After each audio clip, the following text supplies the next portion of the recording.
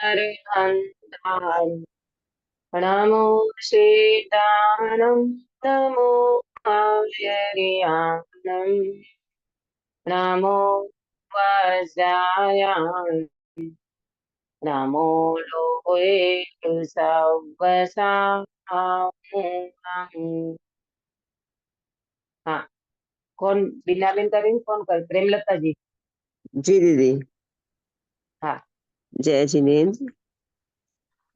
मंगलमय मंगल करण वीतराग विज्ञान नमो ताहि जाते भये अरहंतादि महान करि मंगल करि हो महा ग्रंथ करण को काज जाते मिले समाज सब पावे निज पद राज। इस भव के सब दुख सब दुख निके निके कारण मिथ्या भाव इनकी सत्ता नाश करी प्रगटे मोक्ष उपाय प्रगटे मोक्ष उपाय। बहुत सुंदर मंगलाचरण आपने किया। सुबह मंगल प्रभात की मंगल वेला में हमारी चर्चा मोक्ष मार्ग प्रकाशक जी शास्त्र के अंतर्गत चौथे अधिकार में 7 तत्वों का जो अयथार्थ श्रद्धान यानी विपरीत श्रद्धान पंडित साहब ने बताया है, उसकी विस्तार से चर्चा हमारी हो रही है। कल हमने बंध तत्व और संवर तत्व संबंधी चर्चा की थी। आज हम निर्जरा तत्व और मोक्ष तत्व की चर्चा करने का मानस बनाया है। आपको पेज नंबर 83 पे निर्जरा तत्व संबंधी अयथार्थ श्रद्धान है ना, मिला सबको? हाँ, 83 पेज है, निर्जरा तत्व संबंधी अयथार्थ श्रद्धान। कल बंध और संवर में क्या आया था कि बंध तत्व संबंधी ये जीव जो श्रद्धान करता है, एक तो ये जीव बंध को बंध रूप नहीं जानता है ना, और बंधन बंधन का जो कारण है मोह राग द्वेष के परिणाम जो है उनको ये जीव समझता नहीं है। बंध का कारण दूसरों को मानता है, निमित्तों के पे आरोप देता है और उसी प्रकार से मानता है। तो ये वास्तव में बंध तत्व संबंधी ज्ञान भी सच्चा नहीं है और उनका श्रद्धान भी सच्चा नहीं है। संवर में बताया था आश्रव का अभाव उसको कहते हैं संवर। जब वो व्यक्ति आश्रव को नहीं पहचानेगा तो संवर को कैसे पहचानेगा? दृष्टांत दिया था, बच्चा धूल खाता है तो धूल मिट्टी को ही वो नहीं समझता, उनको तो ऐसा समझता है कि यही खाने लायक है ना। जैसे कोई सिगरेट का, कोई मदिरा पीने का, है ना, ऐसे कोई व्यसन हो जाए और वो वास्तव में तो उनके लिए अहित रूप है, फिर भी वो उनको हित रूप मानता है। क्योंकि क्योंकि उस व्यक्ति को इसके अभाव में कैसा मेरा हित होगा उसको जानता नहीं है, तो वो व्यक्ति कैसे संवर का उपाय करेगा? जैसे नींबू और संतरा या नींबू और मौसम्बी, जो नींबू को नहीं जानता वो मौसम्बी को क्या जानेगा? जो मौसम्बी से अनजान है वो नींबू से भी अनजान है। तो इसी तरह यहाँ पर जो आश्रव को प्रॉपर नहीं जानता वो कभी संवर नहीं कर पाएगा। मतलब राग द्वेष के परिणाम ही वास्तव में बंध के कारण है। उनको जो नहीं जानता वो कभी भी रत्नत्रय को पुरुषार्थ करने का प्रयास नहीं करेगा। ये कल चर्चा हुई थी। आज अपन करेंगे निर्जरा और मोक्ष की चर्चा। निर्जरा तत्व संबंधी अयथार्थ श्रद्धान तथा बंध का एक देश अभाव होना सो निर्जरा है। वहां क्या लिखा था संवर में? आश्रव का अभाव होना सो संवर है ऊपर, है संवर तत्व में। यहाँ क्या लिखा? बंध का एक देश अभाव होना सो निर्जरा है। एक देश क्यों कहा गिरीश भाई? एक देश क्यों कहा? मैंने समय के हिसाब से एक समय धीरे धीरे अब कर्म खिरते जाएंगे ना, इसके लिए धीरे धीरे निर्जरा हाँ। होती जाएगी। एक देश का मतलब ये है कि जो कर्म फिरते हैं ना वो लौट के लौट एक साथ नहीं फिर जाएंगे। धीरे धीरे खिलते हैं, इसका मतलब ये है कि जितनी जितनी शुद्धि की वृद्धि होती जाएगी उतने उतने कर्म झरेंगे। कर्म खिलते हैं, वो एकदम से पूरे नहीं खिल जाएंगे। जब पूरे खिलेंगे तो मोक्ष हो जाएगा। अपने को तो अभी निर्जरा करना है ना, तो धीरे धीरे धीरे कर्म खिलते जाते हैं। उसको बोलते हैं बंध का एक देश अभाव, उसको कहते हैं निर्जरा। जो बंध को यथार्थ नहीं पहचाने उसे निर्जरा का यथार्थ श्रद्धान कैसे हो। अब यहाँ वहां कहा था आश्रव को नहीं पहचाने तो संवर नहीं होगा, यहाँ कहते हैं बंध को नहीं पहचानेंगे तो निर्जरा नहीं होगा। क्यों? संवर के आश्रव के अभाव से संवर होता है और बंध के अभाव से निर्जरा होती है। क्या बोला बीना बेन, समझ में आया? हाँ हाँ दीदी, आश्रव के अभाव से संवर होता है और संवर होता है संवर के बंध अभाव के, से बंद बंद नहीं होता बंध है के, और बंद के नहीं नहीं, अभाव से निर्जरा। निर्जरा होती है। हाँ सुनो, प्रॉपर सुनो। आश्रव के अभाव से संवर होता है और बंध के अभाव से निर्जरा होती है, बराबर। हाँ, तो बंध को नहीं जानेगा तो निर्जरा कैसे करेगा? पहले बंध को जानेगा तब तो निर्जरा होगी ना। तो इसलिए कहते हैं जो बंध को यथार्थ नहीं पहचाने वो निर्जरा का यथार्थ श्रद्धा नहीं कर सकता। जैसे दृष्टांत क्या दिया, भक्षण किए हुए विष आदि से दुख का होना न जाने तो उसे नष्ट करने के उपाय को कैसे भला जाने। कैसे व्यक्ति ने जहर खा लिया, अब वो बेचारा जहर को ही नहीं जानता, जहर को ही वो समझता नहीं है कि पॉइजन है, इससे मरा जाएगा, ये तो मेरा जान ले लेगा, ये तो मेरी मृत्यु कर देगा। ये जब तक नहीं जानता जहर को तब तक वो व्यक्ति जहर को नष्ट करने का उपाय नहीं करेगा। लेकिन अपन समझदार हैं, देखो लोक व्यवहार में अपने को कोई बोले कि आपका ये जो दूध का कटोरा था ना उसमें यहाँ से अभी छिपकली गई थी और वो छिपकली इसमें मुंह मार के गई हो ऐसी शंका है, तो बोलो अपन क्या करेंगे पंकज भाई? वो दूध का कटोरा पीने को तैयार हो जाओगे कि नहीं? नहीं नहीं नहीं पीते, नहीं पीते। क्यों? क्योंकि ज्ञान काम करता है। हाँ, ज्ञान काम ज्ञान करता है ये कि काम करता है। इसमें हाँ, जहर मिला है। ज्ञान ये काम करता है कि उसमें जहर मिल गया होगा, ये छिपकली वहां से गुजरी है, जरूर इसमें मुंह मार के गई होगी, तो ये दूध का कटोरा नहीं पीते, क्योंकि हमें पता है पॉइजन क्या करता है ना। हाँ जी, जिस व्यक्ति को जहर का पता होगा वो व्यक्ति कभी भी उसका सेवन नहीं करेगा। इसी तरह जिस व्यक्ति को बंध का पता होगा वो व्यक्ति बंध को कभी भी नहीं बांधेगा, यानी बंध का प्रॉपर ज्ञान करने वाला व्यक्ति ही निर्जरा कर सकता है। और लेकिन जो नहीं जानता वो तो कर्म का बंध करता रहता है। मालूम, लोक व्यवहार में व्यक्ति कर्म बांधने में विचार नहीं करता और जब उदय आता है तो रोने लगता है? तब तो बेनसरी बेन ने कहा बंध समय जीव चेतिये उदये सो संता। हे जीव, तू कर्म बांधते समय विचार करना और जब उदय आएगा तो रोते रोते भी कर्म नहीं छूटेगा है। ये कर्म कर्म तो कल बताया ना, कर्म सुपर कंप्यूटर है, इतनी सुंदर व्यवस्था है कर्मों की कि आप उनको लेस मात्र भी वो नहीं कर सकते। अरे तीर्थंकर को भी कर्म नहीं छोड़े बोलो, पार्श्वनाथ मुनिराज को 7 दिन उत्सर्ग करा कमठ ने, नहीं छोड़ा उनको भी। क्यों? भाई पूर्व में बांधे हुए कर्म थे तो उदय में आते हैं। तुम तीर्थंकर बन जाओ, तुम मुनि बन जाओ, कुछ भी हो जाओ, लेकिन कर्म तो अपनी लिहाज नहीं रखता, किसी की शर्म नहीं रखता। इसलिए तो कहा कर्म के दरबार में देर है मगर अंधेर नहीं। क्या बोला? कर्म के दरबार में देर है मगर अंधेर नहीं। हो सकता है आपका अबाधा काल होगा अभी, तो अभी उदय में नहीं आएगा, लेकिन जब उदय में आएगा तो ऐसा उदय में आएगा कि हमने सोचा भी नहीं होगा। अरे भगवान, ऐसा क्या हो गया? हमारे यहाँ एक भाई अपने विरायतर में रहते, वो होंगे 72-75 साल के, वो बेचारे अपने को लगता है कोई गलती नहीं, कुछ भी नहीं, केसरवाड़ी के उधर खड़े थे और एक कोई 4 व्हीलर वाला आया और उनको ऐसे उड़ा दिया। वो बेचारे कोने में खड़े थे, पता नहीं क्या उसका स्टीयरिंग में क्या हो गया, वो पिया हुआ था कि क्या था भगवान जाने, जो भी कुछ था। खोपड़ी इधर ऊपर की खोपड़ी चली गई, इतनी खोपड़ी उड़ गई, वो बेचारे इतनी बुरी हालत में कि आज तक वो भान में नहीं आए।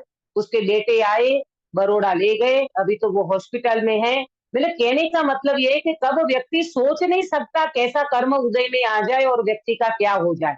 इसीलिए बहुत कहना चाहिए, सावधानी बरतनी चाहिए, जागृति रहनी चाहिए कि प्रभु ये कर्म तो लौट के लौट, सत्ता में कितने कर्म पड़े रहते हैं, उदय में आएंगे, उनसे पहले अपन उनकी निर्जरा कर ले और स्वभाव का आश्रय करें। देखो, उसी प्रकार बंधन रूप किए कर्मों से दुख होना न जाने तो उनके निर्जरा के उपाय को कैसे भला जाने। हाँ? बंधन बंधन रूप किए कर्मों से दुखी होना न जाने, उनको ये लगता ही नहीं है कि ये कर्म, देखो अशुभ की तो बात छोड़ो, शुभ बंध जो करता है ना, पुण्य का बंध जो करता है, शुभ बंध करता है, उसको कहाँ दुख रूप लगता है। अभी अपन पुण्य के उदय में जी रहे हैं, शाखा के उदय में जी रहे हैं, तो कभी ऐसा लगता है कि हम दुखी हैं ना? नहीं लगता। क्यों ऐसा लगता है? लाड़ी वाड़ी गाड़ी, flat Fiat fan phone fridge सब कुछ तो है, ये सब होते हुए हम कैसे माने? अरे कुछ होगा, कुछ शरीर में तकलीफ होगी, कुछ परिवार में प्रॉब्लम होगी, कुछ फ्लैट फियाट में तकलीफ होगी, तब तो माने।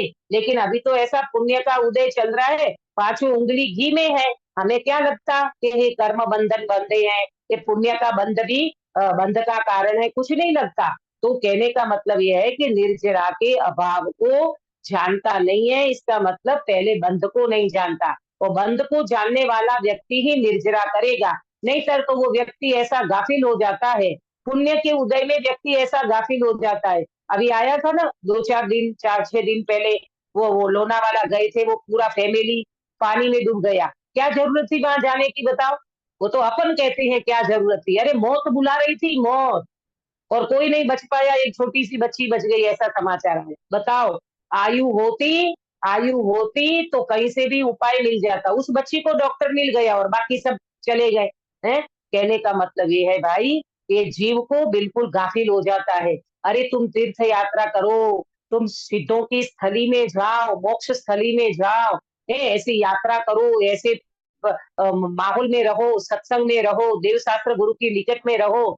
अगर आपको छुट्टियां हैं तो ऐसे मनाओ ना, और वहां गए तो चलो ठीक है, लेकिन इस प्रकार की हरकतें करने से व्यक्ति को ये लगता है हम बहुत कुछ अच्छा काम कर रहे हैं और एंजॉय कर रहे हैं, व्यक्ति कभी इसी में ही इस प्रकार की स्थिति बन जाती है। लेकिन कहने का मतलब ये है कि जीव को यहाँ तो ये बात चल रही है कि निर्जरा को कैसे समझेगा। तुम पहले बंध को जानो तो निर्जरा तुम्हें समझ में आएगी, बंध को बंध नहीं जानोगे तो निर्जरा करने का कभी भी मन नहीं होगा। तथा इस जीव को इंद्रियों द्वारा सूक्ष्म रूप जो कर्म उनका तो ज्ञान होता नहीं है, है? ये इंद्रियों द्वारा, बताओ, ये आंखों से दिखाई देते हैं कर्म, सुनीता जी, ये आंख से दिखाई देते हैं कर्म, माइक्रोस्कोप से दिखाई देंगे? नहीं, नहीं दिखाई देते, कर्म बहुत सूक्ष्म है, अपनी पकड़ में नहीं आते। ये तो मालूम, कर्म जब उदय में आते ना, शरीर में कैंसर हो गया, कोरोना हो गया, तब ये लगता भगवान, ये भगवान ये कैसा कर्म उदय में आ गया, मुझे कैंसर हो गया, अरे अब तो मैं दुनिया में से अलविदा होने वाला हूँ। ये तो तब समझ में आती है जब शरीर में कुछ ऐसा का मतलब उदय आता है तब, वरना देखा जाए तो ये कर्म इतने सूक्ष्म है, हमारी पकड़ में भी नहीं आते। उनमें दुखों के कारणभूत शक्ति है, उसका भी ज्ञान नहीं है। उनमें माने किसमें, किसमें है शक्ति, काश्मीरा बेन, किसमें है शक्ति? कर्मों में दुखों दीदी, के कारणभूत, कर्मों में। हाँ, कर्मों में कारणभूत, उनमें दुखों के कारणभूत शक्ति है, उसका भी ज्ञान नहीं है। अरे अपने को लगता है कर्म सत्ता बहुत जबरदस्त है, ये तो जब जीव को पता नहीं है ना आत्मा का, तब तो कर्म ही जोर करते हैं, कर्म का ही पूरा वो चलता है, राज्य चलता है। समझना इस बात को भाई, अपने को जब तक पता नहीं है ना ये कर्म कैसे कैसे घुमाते हैं व्यक्ति को, ऐसे पछाड़ देते हैं महारथियों को, बड़े बड़े द्रव्यलिंगी मुनि राजों को ये कर्म पछाड़ देते हैं। मागनंदी आचार्य, इतने बड़े आचार्य होते हुए भी कैसे कर्मों ने पछाड़ दिया, मतलब कैसे उनको चारित्र का उदय आ गया। ये कर्म की फिलोसॉफी को अपने को प्रॉपर समझना, ये नहीं समझना कि कर्म वर्म कुछ है नहीं दुनिया में, तो तुम नास्तिक हो जाओगे, तुम जैन भी नहीं रहोगे। हमारे जैन दर्शन में कर्म सत्ता और धर्म सत्ता दोनों का प्रॉपर ज्ञान कराया है। ऐसा नहीं है, गुरुदेव श्री कहते थे पोपाबाई नु राज નથી, ત્યાં માસીબા कोई बैठी નથી, जवाब देना पड़ेगा, जो तूने परिणाम किया है ना उन परिणामों का जवाब देना पड़ेगा। ऐसे बोलते ना कि हम तो एकांत में चले जाएंगे, हम तो अकेले कर लेंगे ये काम, अकेले में पाप कर लेंगे। अकेले में पाप करोगे, तुम्हारा ज्ञान तो है ना, भगवान देखते हैं कि नहीं देखते हैं? अरे तुम कहीं पर से कर्मों से छूट नहीं पाओगे। जैसे कोई व्यक्ति अपराध कर लेता है ना, पुलिस उनके पीछे पड़ जाती है, कहीं ना कहीं से उस व्यक्ति को ढूंढ लेते हैं और वो व्यक्ति को जेल में धकेल देते हैं, माने जेल में बंद कर लेते हैं। क्यों? अपराधी कभी भी निशंक नहीं हो सकता। अपराधी निशंक घूमता है, अरे सॉरी सशंक रहता है। इसी तरह निरपराधी निशंक रहता है। जिनने अपराध नहीं किया वो निशंक है और जिन्हें अपराध किया है वो सशंक है। कौन सा अपराध? कर्म बांधने का, मोह राग द्वेष के परिणामों का अपराध किया, उनसे कर्म बंधा है और कर्म बंधा है तो चतुर्गति रूपी जेल में जाना ही पड़ेगा। आया समझ में? अपने को ये जेल लगता है, ये शरीर जेल लगती है, ये कर्म जेल लगते हैं? लगता ही नहीं है। दीदी हाँ? हम बोलते हैं ना कि कर्म तो निमित्त मात्र है, तो कर्म सत्ता जो भी है उसमें इतना पावर कैसे आएगा? बहुत अच्छा प्रश्न है आपका कि कर्म तो, हम तो कहते हैं कर्म तो जड़ है, कर्म तो निमित्त है, तो उनमें इतनी सत्ता कैसे आ गई? भाई अभी थोड़ी देर पहले दृष्टांत दिया ना इसका पॉइजन का, पॉइजन भी तो अजीब है, पॉइजन में कहाँ जीव है? लेकिन पॉइजन अपना काम करता है कि नहीं करता है? व्यक्ति को मार देता है, अच्छा खासा व्यक्ति मृत्यु को शरण हो जाता है। जब पॉइजन में इतनी पावर है तो कर्म में पावर क्यों नहीं होगी भाई? और मालूम गिरीश भाई, ये तो निमित्त नैमित्तिक संबंध बताने के लिए कहा है कर्म निमित्त है। कर्म वास्तव में निमित्त है, लेकिन कर्म ऐसे नहीं बंधते। तुम परिणाम करते हो, इस प्रकार के अपने भाव बनते हैं, तब जाकर के वो कर्म आते हैं। कोई कर्म ऐसे नहीं, वो तो मिट्टी के ढेले के समान पड़े हैं, वो उससे कुछ नहीं होना है। यहाँ जीव तुम राग द्वेष की चिकास करते हो, मोह राग द्वेष के परिणाम करते हो, तो तब ऐसा निमित्त नैमित्तिक संबंध बनता है। एक क्षेत्रावगा आकर के कर्म चिपक जाते हैं। इसमें दृष्टांत दिया है समय सार जी ने, है निर्जरा अधिकार में कहा आता है कि वो जैसे कोई व्यक्ति तेल का मर्दन करता है, अखाड़े में जाता है, तेल का मर्दन करता है और फिर उनको वो मिट्टी चिपक जाती है। इसी तरह ये जीव राग द्वेष के परिणाम करता है तो कर्म रूपी मिट्टी आकर के रज आकर के ये आत्मा के ऊपर चिपक जाती है। कर्म बहुत बड़ी सत्ता है, ऐसा समझना। लेकिन आत्मा के सामने जब तुम्हारी चेतना जागृत हो जाएगी, उनके सामने कर्म कुछ भी नहीं लगते। आप बताओ, 70 कोड़ा कोड़ी सागर की स्थिति है किसकी? दर्शन मोह की, मोहनीय कर्म की। 70 कोड़ा कोड़ी सागर की स्थिति को चकनाचूर कर दे ऐसी ताकत मेरी आत्मा में है।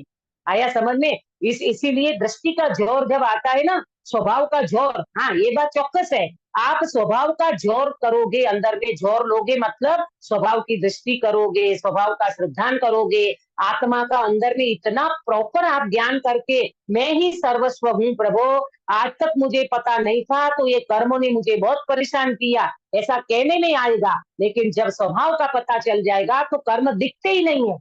मालूम गुरुदेव श्री इसके लिए बहुत बोलते थे। जब मुंशन जी महाराज बार बार कहते थे ना कि भाई ये तो केवड़ी ने दिख हुए थे था से, अपन तो कुछ पुरुषार्थ नहीं कर सकते, जैसा भाग्य में लिखा होगा वैसा होगा, केवली ने जितना अपने भाव दिखे हुए, गुरुदेव श्री को बहुत अंदर से एक्साइट हो जाते थे। वो बोले ये क्या बोलते हो तुम? अरे पुरुषार्थी का भाव होते ही नहीं है, तुम कर्म वर्म को रोते रहते हो, निमित्तों को रोते रहते हो, ये नहीं है ना वो नहीं है। अरे नहीं, एक बार जीव अपने स्वभाव को देखे, पुरुषार्थी का भव नहीं होता भाई। जब तुम पुरुषार्थ करोगे तो तुम्हारे क्रमबद्ध में, वो क्रमबद्ध की बात करते थे मुंशन जी महाराज, अपने क्रम में जैसा लिखा होगा, भगवान ने जैसा देखा होगा वैसा होगा। बोले बस बंद करो, ये बोलना बंद करो, अब तुम्हारी चेतना को जागृत करो। आत्मा में अनंत शक्ति है, ये कर्म में तो कुछ ताकत नहीं है। अभी जो गिरीश भाई ने प्रश्न उठाया ना, कर्म जड़ है, बात बिल्कुल सही है, कर्म निमित्त है, बात बिल्कुल सही है, लेकिन तुम उन निमित्त को निमित्त तो समझो। निमित्त को निमित्त तो समझते नहीं है अपन, सब कुछ कर्म कराते हैं, ये कराते हैं, वो कराते हैं, और आत्मा की शक्ति को दबे रखते हो, आत्मा की शक्ति को खिलते नहीं हो, यानी आत्मा की शक्ति को जागृत नहीं करते हो, तो फिर वो कर्म तो आपके ऊपर हावी रहेंगे ही रहेंगे। इसीलिए कर्म वास्तव में देखा जाए तो जड़ होने पर भी चेतन पे सवार हो जाते हैं। अब आया ये मोहनीय कर्म, ऐसा पछाड़ेगा, अब आया ये ज्ञानावरणीय कर्म, ज्ञान को ढक देगा। अब आया ये वेदनीय कर्म, शरीर में कैंसर ला देगा। लेकिन चेतना जागृत होगी तो इनमें कोई कुछ नहीं कर पाएगा। तुम अंदर में जागृत होंगे ना, तो तुम्हारी 70 कोड़ा कोड़ी सागर की स्थिति को चकनाचूर कर दे, ऐसी ताकत ये स्वभाव रखता है। इसलिए इसको अपने को जानना चाहिए कि भाई मेरी कैसे देखो, एक बात को समझना, निर्जरा तो निरंतर हो रही है, लेकिन वो अकाम निर्जरा है, वो काम की नहीं है। जो कर्म उदय में आते ना, निरंतर कर्म बंधते हैं, निरंतर उदय में आते हैं और निरंतर कर्मों की निर्जरा होती है। पर वो निर्जरा अकाम निर्जरा है, समझे? अकाम निर्जरा का मतलब वो काम की नहीं है, और सकाम निर्जरा का मतलब स्वभाव की दृष्टि हो करके रत्नत्रय की प्राप्ति कर लेना जीव, तो उनकी सकाम निर्जरा कहलाती है। अज्ञानता में तो अकाम निर्जरा खूब करी, ये मनुष्य भाव में अपन कैसे आए? अकाम निर्जरा करता करता करता, कसाई की मंदता करता, ये पेड़ खड़े हैं, ये वृक्ष खड़े हैं, ये सब अकाम निर्जरा कर रहे हैं। लेकिन सकाम निर्जरा करना है, हमें तो मोक्ष मार्ग में एंट्री करना है, तो उसके लिए स्वभाव को समझना होगा, बंध को समझना होगा, तब जाकर के व्यक्ति निर्जरा को प्राप्त करेगा। तो क्या बताया? उनमें दुखों के कारणभूत शक्ति है, उसका भी ज्ञान नहीं है। किसमें? कर्म में। ये कर्म में शक्ति है, तो उसका भी ज्ञान नहीं है। अगर उसका पता चल जाए ना, तो ये कर्म, हे भगवान, मैं जो बेईमानी कर रहा हूँ, मैं जो व्यभिचार कर रहा हूँ, मैं जो ये पाप कर रहा हूँ, तो ये बंधेंगे ना, तो ये कर्म में ऐसी ताकत है, मुझे पछाड़ देंगे, मुझे कहीं ना कहीं निगोद में क्यों अनंत काल निकाला पंकज भाई? ये जीव निगोद में अनंत काल क्यों निकाला? कर्म की तो सत्ता जोरदार थी। कर्म की सत्ता थी। हाँ, ये कर्म ने पछाड़ा है अपने को नरक निगोद में, तो ये बात को समझना चाहिए। इसलिए अन्य पदार्थों की निमित्त को दुखदायक जानकर उनका ही अभाव करने का उपाय करता है। किसको?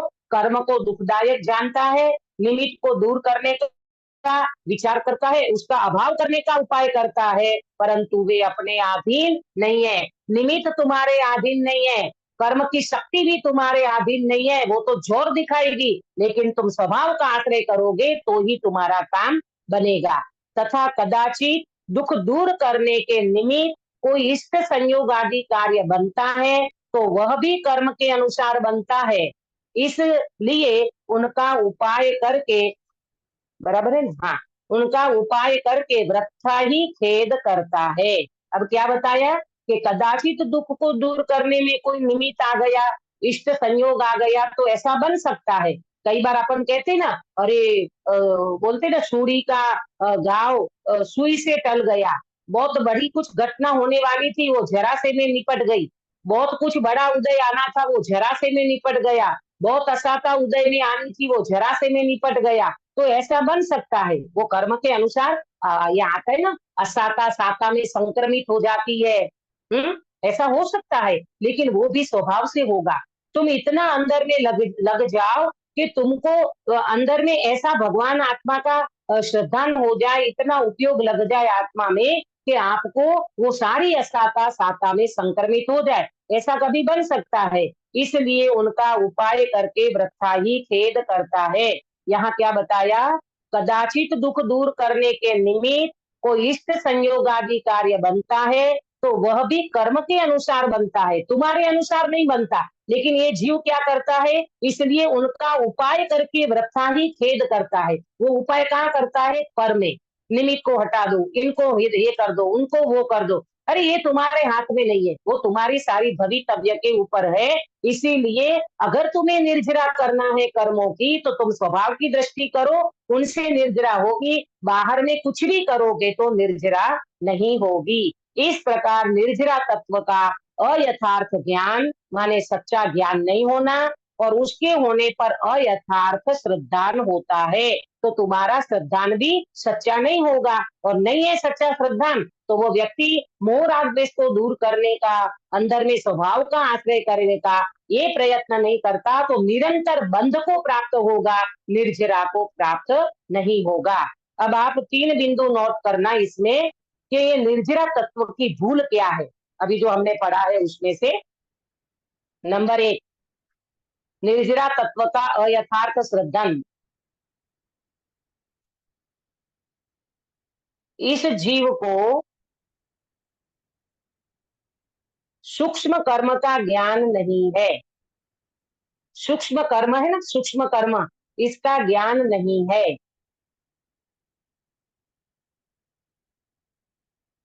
नंबर 2,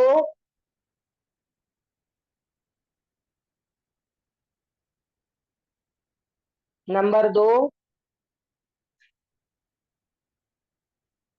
दुखों के कारणभूत शक्ति कर्म में है, उसका भी ज्ञान नहीं है। दुखों के कारणभूत शक्ति कर्म में है, उसका भी ज्ञान नहीं है।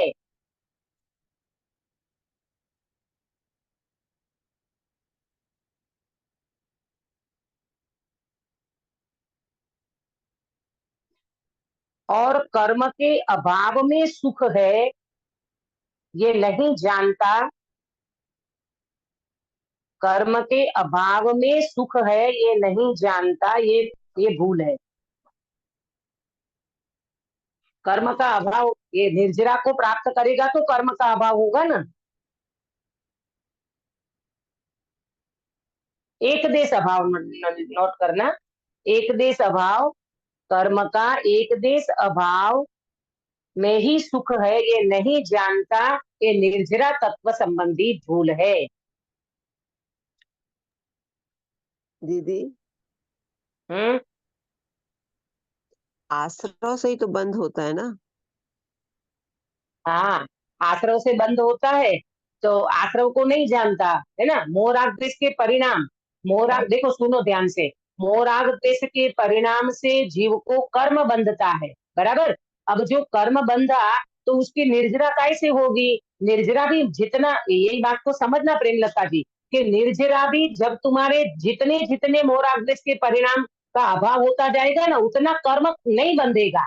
तो कर्म का अभाव कब होगा? कर्म निर्जरा को प्राप्त कैसे होगा? यहाँ तुम रागद्वेष करते चले जाओगे तो वहां बंध तो बढ़ता जाएगा, और जब तुम यहाँ वितरागता को प्राप्त करोगे, शुद्धि की वृद्धि करोगे, तो उतने उतने कर्मों की निर्जरा होगी ना, बराबर। तो बंध के अभाव से निर्जरा होगी माने, और उसके मूल में प्रेमलता जी, उसके मूल में तो मोह राग द्वेष ही है।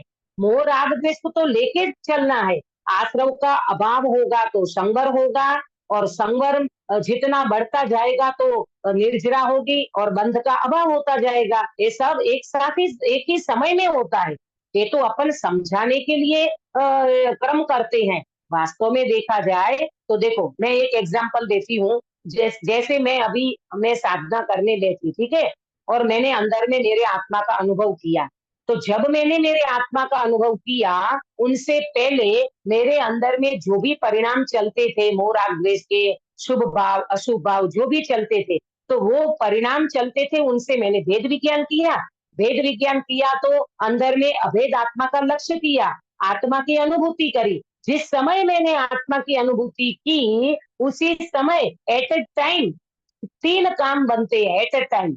संवर को प्राप्त हुआ, कर्मों की निर्जरा हुई, हाँ, और आश्रव का अभाव हुआ।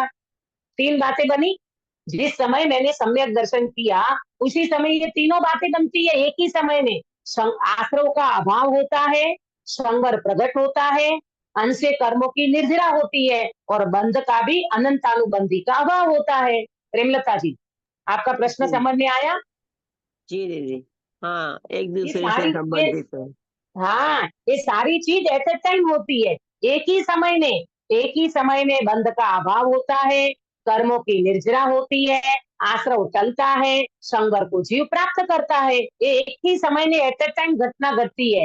ये तो समझाने के लिए अलग अलग कहना पड़ता है। और थोड़ा सा निर्जरा में ऐसा होता है ना, एक साथ सब कर्म नहीं फिर जाते, तो वो गुणस्थान की परिपाटी समझ में आती है। पहले अनंतानुबंधी जाता है, फिर अप्रत्याख्यान, फिर प्रत्याख्यान, फिर संज्वलन। तो ये सब कषाय जितनी का अभाव होता है, उतने उतने कर्मों की निर्जरा होती जाती है। ठीक पर है, समझ में दीदी, आया?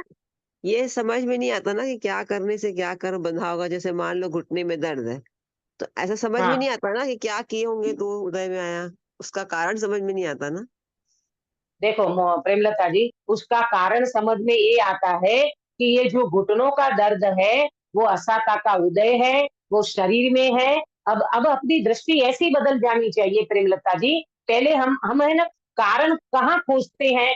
जहाँ वास्तविक कारण नहीं है उसको हम खोजते हैं। यहाँ कारण ये खोजो कि ठीक है, ये जो मेरे घुटने दर्द कर रहे हैं ना, ये मेरे पूर्व कर्म का उदय है, इतना पक्का है। मैंने क्या किया था, मैं क्या नहीं किया था, उसको छोड़ो, उसको छोड़ो, वो कारण में मत जाओ, यहाँ आओ। ओहो प्रभु, ये घुटनों का दर्द है, लेकिन ये तो शरीर में है।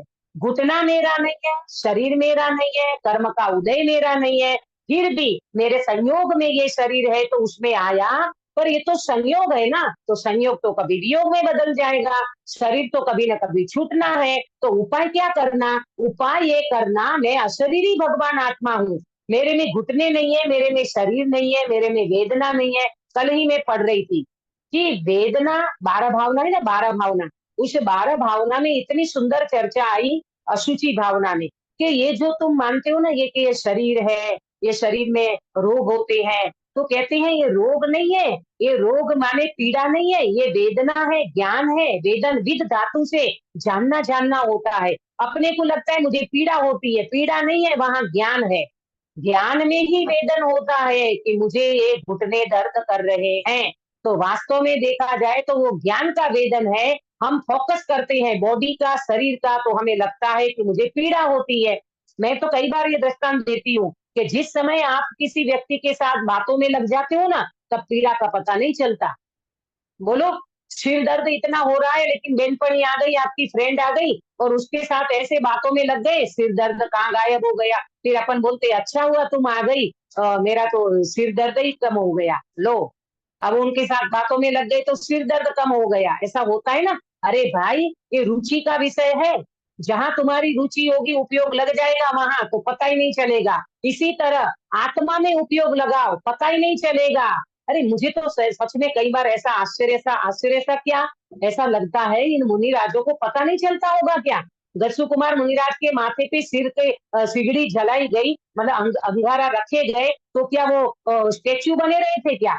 क्या उसको ध्यान नहीं था क्या? क्या उसको पता नहीं चलता था क्या? अरे पता प्रॉपर चल रहा था, यहाँ सिगड़ी जल रही है, परंतु वहां फोकस नहीं किया। फोकस अपने शुद्धात्मा को करते हैं तो केवल ज्ञान की प्राप्ति कर लेते हैं। प्रेमलता जी, अपन फोकस अपने स्वभाव को करेंगे ना, तो ये घुटनों का दर्द कैसे हुआ, ने क्या किया, ने पूर्व में क्या था, ने कौन से कर्म बांधे, अरे जो भी हो, मेरे में कर्म नहीं है, मेरे में शरीर नहीं है, शरीर का घुटना है, मेरा घुटना नहीं है, मैं तो चैतन्य स्वभावी भगवान आत्मा हूँ। ये दृष्टि का जोर अंदर में लोगे ना, ये सारे कर्म चकनाचूर हो जाएंगे, मिथ्यात्व बिल्कुल नष्ट हो जाएगा। आया समझ में? तो इस तरह से बात को समझना चाहिए। अब देखो, मोक्ष तत्व ये हो गया नौ, मोक्ष तत्व संबंधी अयथार्थ श्रद्धान तथा सर्व कर्म बंध के अभाव का नाम मोक्ष है। हाँ, वहां एक देश निर्जरा थी, अब यहाँ कर्म बंध कैसे हो जाएगा? सर्व कर्म बंध के अभाव का नाम मोक्ष है। सारे टोटली कर्म फिर जाना, उसका नाम है मोक्ष। जो बंध को तथा बंध जनित सर्व दुखों को नहीं पहचाने, उसको मोक्ष का यथार्थ श्रद्धान कैसे हो? जो व्यक्ति बंध को नहीं जानता, वो मोक्ष को कैसे जानेगा? वहां कहा था जो बंध को नहीं जानता वो निर्जरा को नहीं जानेगा। यहाँ कहा जो बंध को नहीं जानेगा वो व्यक्ति मोक्ष को नहीं जान सकता। जैसे किसी को रोग है, वह उस रोग को तथा रोग जनित दुख को न जाने, तो सर्वथा रोग के अभाव को कैसे भला जाने? बहुत बढ़िया दृष्टांत दिया है हर में, कि रोग है किसी व्यक्ति को, सपोज करो किसी को कैंसर हो गया, अब वो व्यक्ति बेचारा न कैंसर को जानता, न कैंसर के दुख को जानता, और न उसके अभाव को जानता है। अरे तुम्हारी तंदुरुस्ती, कैंसर का एक जम्स भी नहीं हो तुम्हारी बॉडी में, तुम इतने निरोगी शरीरधारी हो कि तुम्हारे अंदर में कोई भी किसी भी प्रकार का रोग नहीं होना, उसको ही तंदुरुस्ती कहते हैं। पर वो जाने कहाँ? न रोग को जानता है, न रोग के दुख को जानता है, और न वो व्यक्ति रोग के अभाव को जानता है, तो उसको भला कैसे जानेगा? तंदुरुस्ती का समझ तो आना चाहिए ना। मैं कई बार ये दृष्टांत देती हूँ, जैसे अपन पैथोलॉजी लेबोरेटरी में कोई चेक कराया, हाँ, हेमोग्लोबिन है, शुगर है ना, कुछ भी अपन जैसे चेक कराते हैं, तो उसको अपन कैसे कंपैरिजन करते हैं? वो उसको अपन तो नॉर्मल रेंज के सामने अपन उसको देखते हैं, कोलेस्ट्रॉल इतना होना चाहिए, शुगर इतना होना चाहिए, तो किसके सामने आप कंपेयर करते हो गिरीश भाई? तंदुरुस्त व्यक्ति का जो रेंज रहता है ना, कि तंदुरुस्त हाँ, होगा तो उसके माने ऊपर कैसे तंदुरुस्त आएगा? का मतलब अपनी ये जो बॉडी है ना, उसका नॉर्मल रेंज अपने को Normal पता range. होना चाहिए। हाँ, तंदुरुस्ती अपने को समझ में आना चाहिए, नॉर्मल रेंज इतना होता है, और इससे ऊपर नीचे कुछ होगा तो समझ लेना ये बीमारी है। हाँ, इसी तरह यहाँ नॉर्मल रेंज माने अपना त्रिकालिक रूप न्यायक भगवान आत्मा, ये नॉर्मल रेंज है। इसको प्रॉपर समझोगे तो आपको बंध का अभाव समझ में आ जाएगा। क्यों? मोक्ष समझ में आ जाएगा। क्यों? मैं तो मोक्ष स्वरूप ही आत्मा हूँ, मेरा मोक्ष ही होना चाहिए। ये संसार में परिभ्रमण करना मेरा स्वभाव बिल्कुल नहीं है। ये जब समझ में आएगा तो आप बंध को भी जानोगे, मोक्ष को भी जानोगे, और मोक्ष का उपाय भी प्रॉपर करोगे। आया समझ में? देखो, बहुत बढ़िया दृष्टांत है इसमें रोगी का। रोगी को रोग है, लेकिन रोग को जानता नहीं है, रोग के दुख को नहीं जानता, तो रोग का अभाव कैसे करेगा? अरे जिस व्यक्ति को पता ही नहीं है शुगर बढ़ रही है, वो तो मिठाई खाए जा रहा है, मिठाई खाए जा रहा है, मिठाई खाए जा रहा है। अरे क्यों मिठाई खा जा रहा है? क्यों खाता है मिठाई इतनी? बताओ बीना बेन, क्यों मिठाई खाता है इतनी वो व्यक्ति? वो पता ही नहीं है पता ही तो नहीं। ये रोग होता है। हाँ, उसको पता ही नहीं है ये मिठाई खाने से और शुगर बढ़ जाएगी। भला आदमी, हॉस्पिटल में जाना पड़ेगा, तुम्हारा कुछ न कुछ हो जाएगा, तुम्हें पता नहीं है। ऐसे इस जीव को बंध का पता नहीं है, बंध के अभाव का पता नहीं है, और बंध को प्रॉपर नहीं जानेगा तो मोक्ष करेगा कैसे? पहले बंध को तो जानो, और बंध को जानने वाला व्यक्ति ही मोक्ष में पहुंचेगा। अरे प्रभु, ये बंध तो बहुत दुखदाई है। मैंने कैसे कर्मों का बंध कर लिया, अज्ञानता के कारण, मिथ्यात्व के कारण। अब मुझे नहीं चाहिए ये बंध, तो करो पहले सम्यक दर्शन का उपाय, करो पहले अपने स्वभाव की दृष्टि, तो ये बंध रुकेगा और मोक्ष होगा। यह उस बंधन को तथा बंधन जनित दुख को न जाने तो सर्वथा बंध के अभाव को कैसे भला जाने? सर्वथा अभाव कहाँ होता है नलिनी बेन? कर्मों का सर्वथा अभाव सिद्ध दशा में। नलिनी बेन, हाँ जी, कहाँ होता है सर्व कर्मों का अभाव? सिद्ध हाँ, भगवान बनेंगे तब।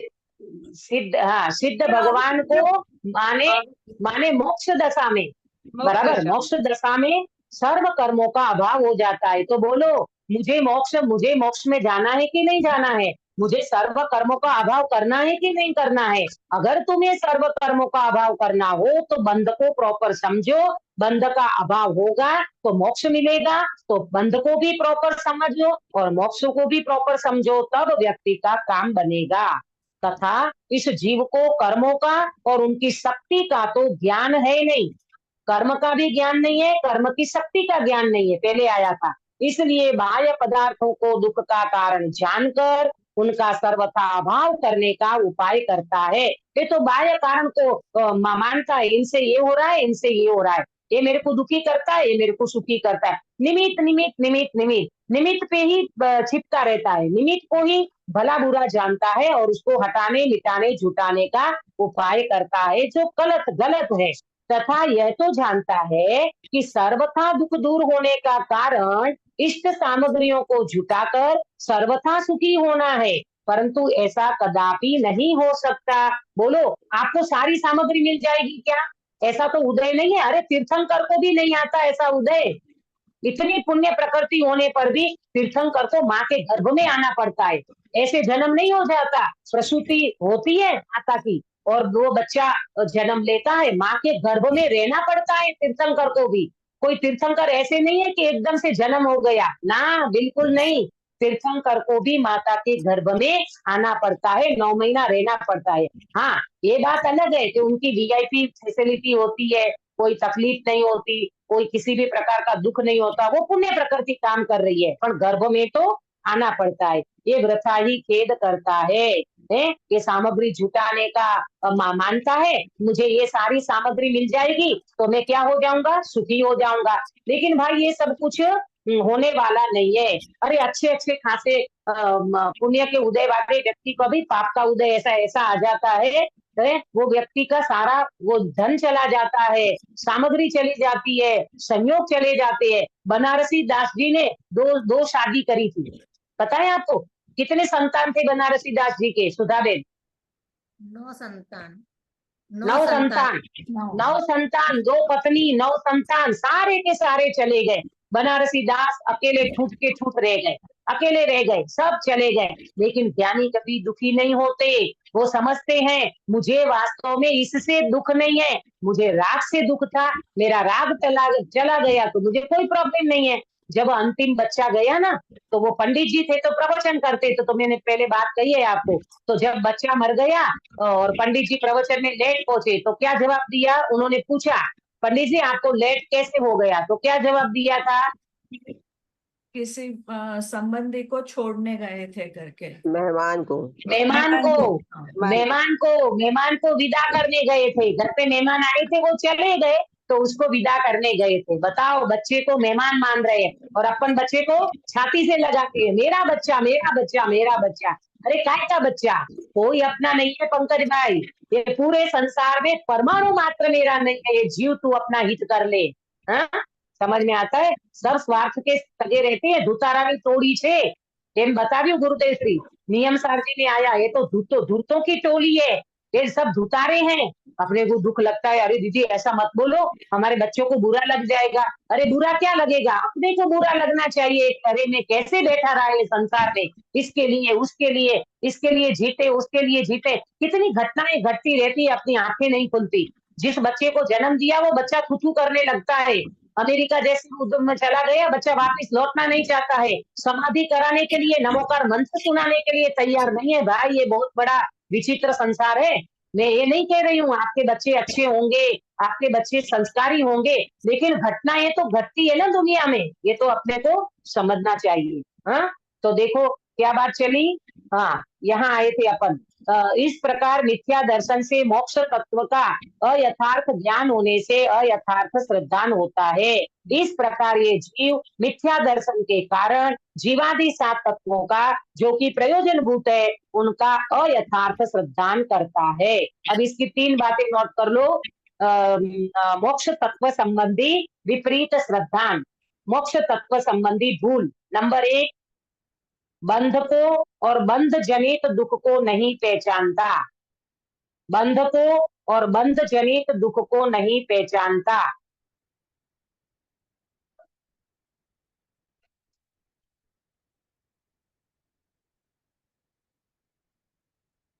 बंध को और बंध जनित दुख को नहीं पहचानता। हाँ, बाह्य पदार्थों का सर्वथा अभाव करने का उपाय करता है। बाह्य पदार्थों का सर्वथा अभाव करने का उपाय करता है, ये गलती है। और तीसरा, बंध के अभाव में सुख है ये नहीं मानता, ये मोक्ष तत्व संबंधी भूल है। बंध के अभाव में सुख है ये नहीं मानता, ये मोक्ष तत्व संबंधी भूल है। आया समझ में सभी को? तो आज हमने क्या देखा? आज हमने 2 तत्व की चर्चा करी, निर्जरा तत्व की और मोक्ष तत्व की। बराबर। अब एक बचा है पुण्य और पाप, इसकी चर्चा अपन कल करेंगे। हाँ, आप निर्जरा को प्रॉपर समझो, उसका ज्ञान प्रॉपर करो तो श्रद्धा प्रॉपर हो जाएगी। बंध का प्रॉपर ज्ञान करेंगे तो निर्जरा समझ में आएगी, और बंध का अभाव करेंगे तो मोक्ष समझ में आएगा। बंध का अभाव करना माने बंध को प्रॉपर समझो कि वास्तव में हम तो पदार्थों में लगे हुए हैं, इष्ट सामग्रियों में लगे हुए हैं, परंतु ये इष्ट सामग्री वास्तव में इससे कुछ नहीं होगा। अरे यहाँ पर जीव अपने स्वभाव को देखेगा तो यहाँ तो कर्म है ही नहीं। जब स्वभाव की दृष्टि करेगा तो सर्वथा कर्म का अभाव होने का उपाय मिलेगा। ये सामग्रियों को जुटाने मिटाने में कुछ भी होने वाला नहीं है। खेद खिन्नता के अलावा कुछ भी हाथ नहीं आएगा। पंडित साहब तो ये कहते हैं कि भाई तू ये लगता है ना तेरा कि पुण्य का उदय आएगा तो सब कुछ होगा, है शाखा का उदय आएगा। अरे अच्छे अच्छे बड़े बड़े विद्वान जो होते हैं उनकी याददाश्त चली जाती है। आपको पता है, ऐसे विद्वान होते हैं जो बेचारे बिल्कुल निर्दोषता से जिन मार्ग की सेवा और प्रभावना करते हैं। ये अपने संजीव जी का क्या हुआ, अंत में उनकी याददाश्त कम होती गई थी। उनको ये ब्रेन ट्यूमर था ना, जो प्रॉब्लम थी ना उनको, तो वो लास्ट में मंगलाचरण एक का दूसरा कर लेते थे।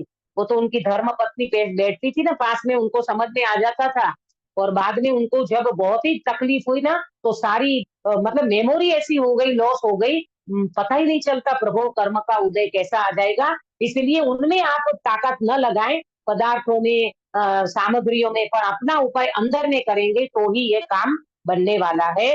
नहींतर तो कर्म तो लगे रहेंगे और अपन उनका अभाव करने का प्रयास करना माने स्वभाव की दृष्टि करना। ये स्वभाव की दृष्टि करेंगे तो पहले तो निर्जरा होगी, अंश से निर्जरा होगी और बाद में सर्वथा कर्म का अभाव होगा। हम सब ऐसे प्रॉपर तत्वों को समझ करके, सातों तत्वों का यथार्थ सिद्धांत करके, अपने स्वभाव की दृष्टि करके मोक्ष मार्ग को प्रशस्त करें। इस मंगल भावना के साथ आपको विराम देती हूँ। निज निधि निज में बताई, यह अनंत उपकार है, इसके लिए जिनवाणी माँ को वंदना सतबार है, वंदना सतबार है। सुधाबेन प्रायोजक कराओगे? नमो ओरियंताणम नमो सिद्धाणम नमो ऐर्याणम नमो वज्रयाणम नमो लोहि सर्वसाहुणम नमो ओरियंताणम नमो सिद्धाणम नमो ऐर्याणम नमो वज्रयाणम नमो लोहि सर्वसाहुणम नमो ओरियंताणम नमो सिद्धाणम नमो ऐर्याणम नमो वज्रयाणम नमो लोहि सर्वसाहुणम नमो ओरियंताणम नमो सिद्धाणम नमो ऐर्याणम नमो वज्रयाणम नमो लोहि सर्वसाहुणम नमो ओरियंताणम नमो सिद्धाणम नमो ऐर्याणम नमो वज्रयाणम नमो लोहि सर्वसाहुणम नमो ओरियंताणम नमो सिद्धाणम नमो ऐर्याणम नमो वज्रयाणम नमो लोहि सर्वसाहुणम नमो ओरियंताणम नमो सिद्धाणम नमो ऐर्याणम नमो वज्रयाणम नमो लोहि सर्वसाहुणम नमो ओरियंताणम नमो सिद्धाणम नमो ऐर्याणम नमो वज्रयाणम नमो लोहि सर्वसाहुणम नमो ओरियंताणम नमो सिद्धाणम नमो ऐर्याणम नमो वज्रयाणम नमो लोहि सर्वसाहुणम। बोलो अंतर्मुख मुद्राधारी सर्वजिनेन्द्र भगवान की जय जय हो। हो। नित्य बोधिनी द्वादशांगमयी जिनवाणी माता की जय जय हो। हो। 3 कम 9 करोड़ सर्वे वितरागी माम की राजों की जय जय हो। हो। परम अहिंसामय वितरागी जैन धर्म की जय जय हो। हो। सभी को जय जिनेन्द्र। जय जय श्री- जय जिनेन्द्र। जिनेन्द्र।